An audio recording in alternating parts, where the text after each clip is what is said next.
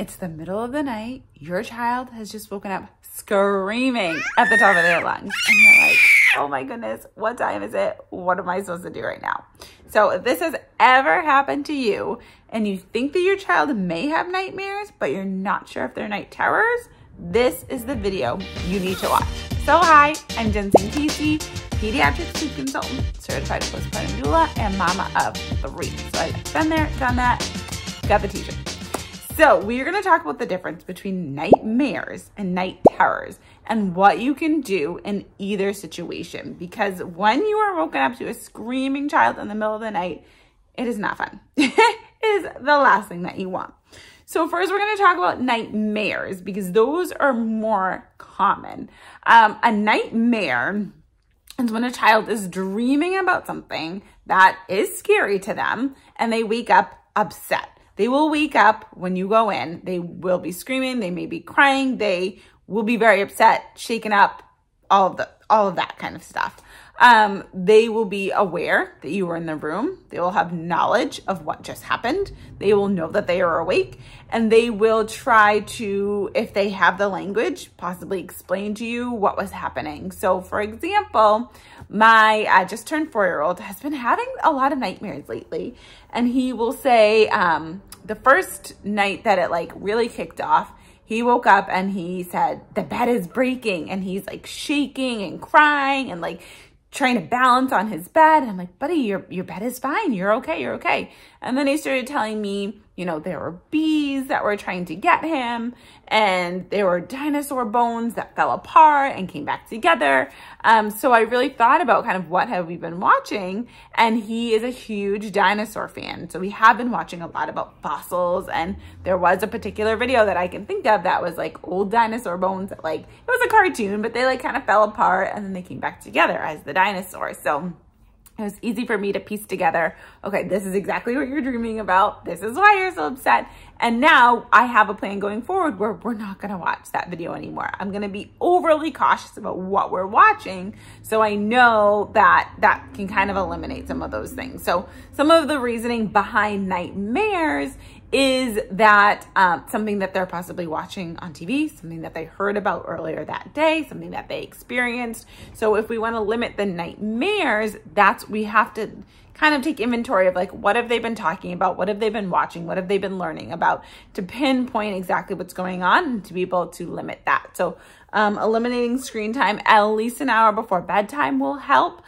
Being really aware, like talking with your child about things before bedtime. So if they are feeling a little bit nervous or anxious about something they may have seen that they didn't clue you into before, this may be a really great time to get that information.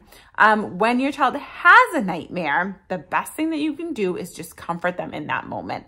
There's nothing really else that you'll be able to do. Keep them in their room, hug them, give them a kiss, you know, kind of maybe bring in a water bottle or a cup of water so they can have a little second to calm down, and then tuck them back into their bed, explaining that this was a dream and it's not real. If they think that there's something under the bed or in the closet, opening that up, showing them what it really is so they can have a very concrete, this is exactly what that was, and it's not like it was my imagination over something real.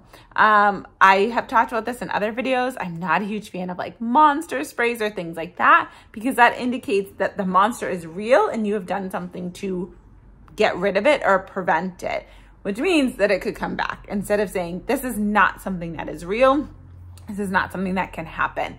So really like thinking about the language that you're using, and we want to try to be as realistic as possible. So for night terrors on the other side, this is a parasomnia that can have a genetic component. So if you or a partner or a spouse or even family member, sometimes like an aunt or a cousin, have like night terrors, they maybe sleepwalk and be talking in their sleep, this could be related to that. So definitely if your child has night terrors, take inventory, like take a little family survey and see if anybody else in your immediate family also has the same.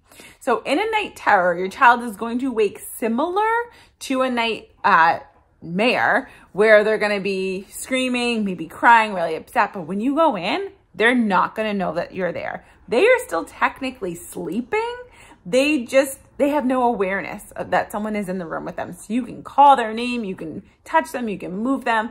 They're not gonna know that you were there trying to calm them. So all you can do is really kind of sit and try to shush them, rub their back, try to calm them until they're able to rouse and wake up. If you can like be gentle about it and keep them safe and not wake them up, that's even better. But if you do like they're getting violent or they're like hitting or kicking or something like that, then you may have to gently rouse them to be able to help them back to sleep. But if and when they do wake up, either right in the moment or later in the morning, they are not going to know what happened. They are going to be surprised that you were there right next to them.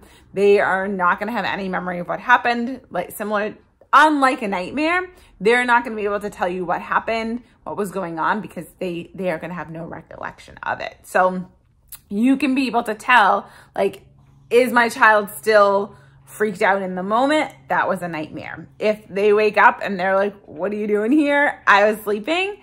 Then that means it was a night terror. So there's not a ton that we can do about either one. Again, limiting that screen time, taking inventory of, is this something that genetically my child may be predisposed to? Just being really aware and cautious of what's happening during the day is the best thing that we can do for them. So if your child has a common nightmare, pop it in the comments. I know when I was growing up, I always had the same nightmare. It was like a boardwalk.